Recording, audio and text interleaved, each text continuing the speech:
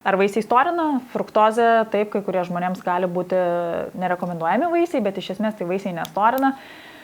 Buvo diskusija, kažkas man pasakė, bet Aida, vaisiai, kai jų per daug vis tiek nesveika. Come on, kas per daug valgo vaisių? Kuris iš jūsų valgote, pripažinkit, per daug vaisių. Dabar dar kitą pavyzdį paimkim. Paimkim tokį dalyką. Valgyk vaisių kiek nori iki apsišikimo. Ir nevalgyk nieko absoliučiai saldinto. Jokio cukraus, jokio pyragėlių, baldelių, nieko. Ar jūs manot, kad įmanoma padauginti vaisių?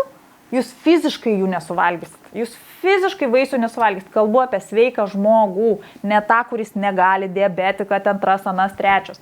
Apie sveiką žmogų, kuris pakeis savo cukraus kiekį, kuris įgauna kiekvieną dieną, bet kokiam produktą, nuo kavos iki industrinio cukraus, kuris yra pizzoj, pavyzdžiui, gali būti cukraus, ne pridėtinio, dažniausiai jo ir būna. Tiesiog nieko, kas turi pridėtinį cukrų ir valgykit belenkiek vaisių ir pasakykit man, kad jūs galėsite padauginti tų vaisių. Aš manau, fiziškai jūs jų nesuvalgysite tiek kiekvieną dieną.